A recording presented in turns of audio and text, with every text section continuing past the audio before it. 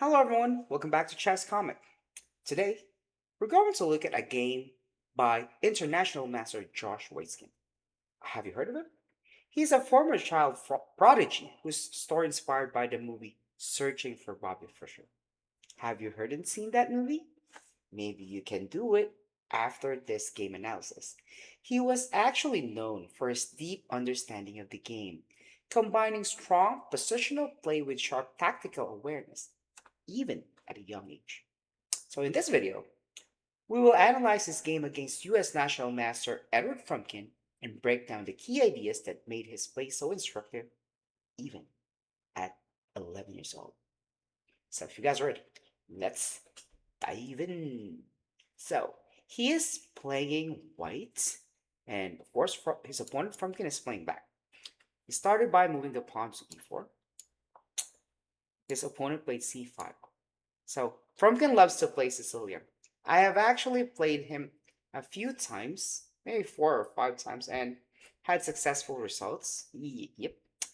But it doesn't mean I'm good. The reason why I won, it's probably because fatherhood has really slowed him down. Yeah. But kidding aside, let's continue the game. Frumkin plays logical moves. Okay. Now, knight of 3 e6. This is also a famous Sicilian setup. d4, c6, d4, knight 6, d4, knight f6. So these are all bookline right now. Knight c6, and bishop e3, bishop b4. So like what I told you, or like what I said earlier, Frumkin plays logical moves. First, moves the bishop out to pin the knight and do the threat of knight 6, e4, winning a pawn, right? And aside from that, it's clearing his king and rook so he can castle. See, logical moves. Here, Josh played pawn to f3 just to defend a pawn, right? Frumkin plays d5. Now, he's trying to open up the center. And Josh played bishop to b5. I really don't like this move, but of course, we're just here to analyze this game, show the brilliance that he really did, the tactical combination that he did at the end of the game. Okay, so since this is the threat, Frumkin defended by playing bishop to d7. Josh traded off his bishop for a knight, which gives Frumkin a pair of bishops, but he wasn't able to capitalize this. Josh played d5. The knight went back to g8. This is the only safe square for the knight, by the way, because if the knight tries to go here on h5, I bet he can just simply play g4. Queen h4 will not work because there's bishop f2, and the knight still has to say bye-bye. Okay, so that's the reason behind the knight needs to go back to g8. Now, let's go on. Here, Josh played a3. Um, this is easy to understand. The move pawn to a3 because no one wants to get pinned. So when he played this move, he was ready to have a double pawn. If you guys notice, sometimes in my games, I am ready to have double pawn just to give myself a breather. And one of the ideas, perhaps here, since black has a weak dark squares, right? He will just simply play knight b3, put his bishop or his knight there to control the dark square. That's it. So it's simple yet instructive. And here, of course, Frumkin, as he is always playing logical moves, he didn't trade off his bishop. He wants to save his pair of bishops and control the dark squares. And Josh played b4 to kick the bishop out. Bishop went back to attack the pawn.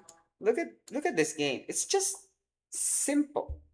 You you attack a pawn, it will be defended. You get pinned, you'll be kicked out, right?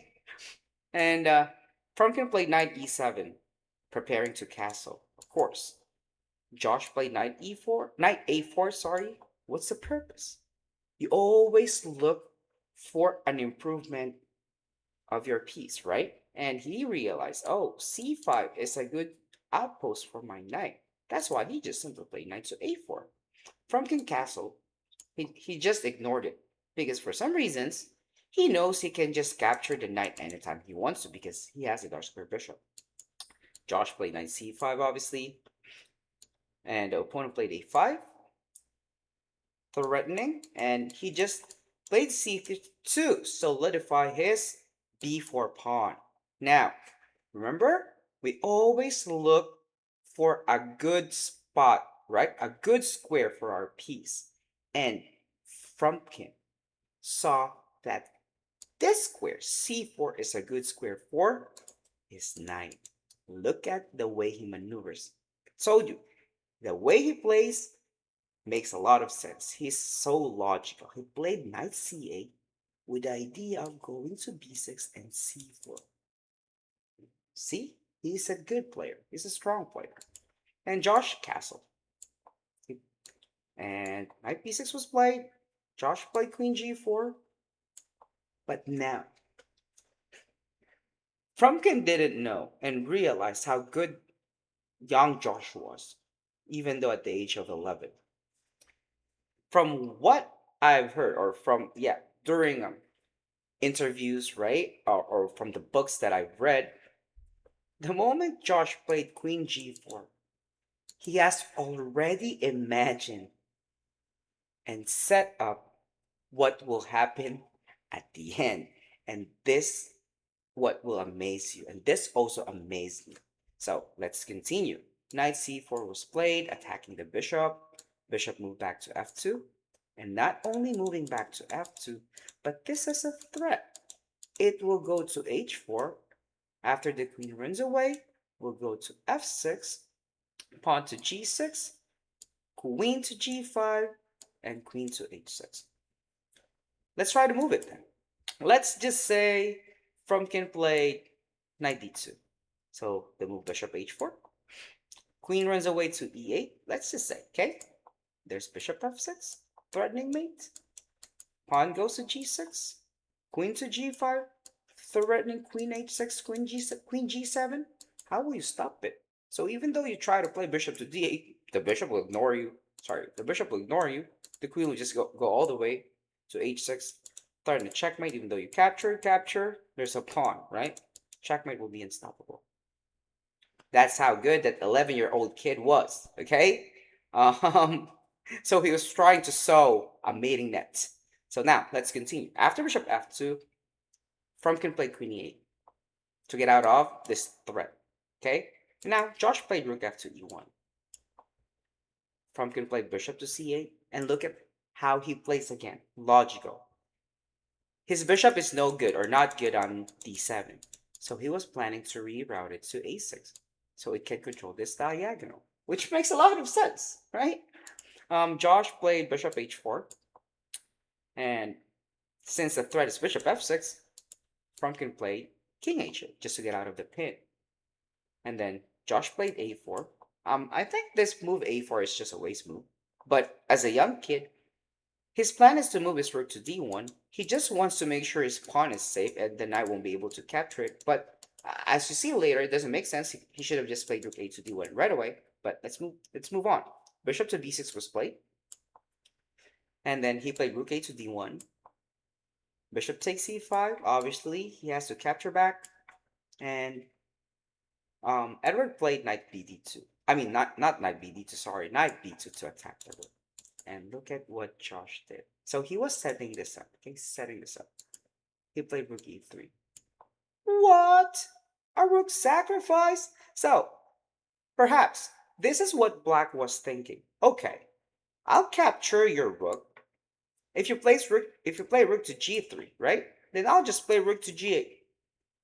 And your attack will no longer work. Why? If you play bishop to f6, I'll just simply take it. How will you checkmate me?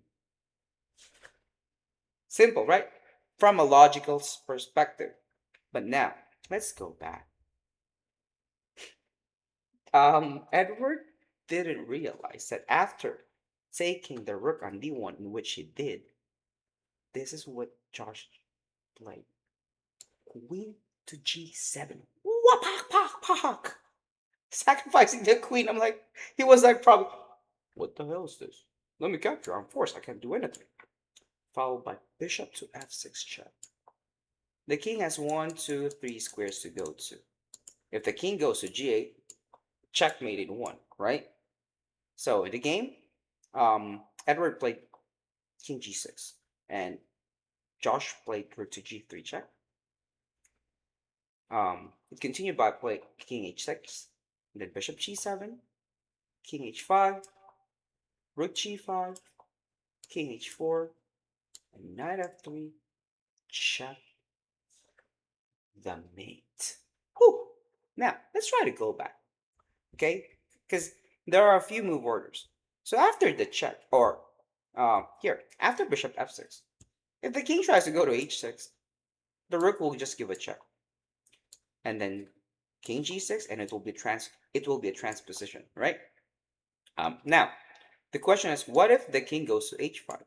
Then the rook will just give a check right away. The bishop doesn't have to give a check on g7. Rook plays or goes to g5. King goes to h4, checkmate on f3. King goes to h6, checkmate on g7. And all I can say is, wow, an 11-year-old before plays like this. This we're talking about before, no engines. All you gotta do is sit down, burn your eyebrows to learn chess.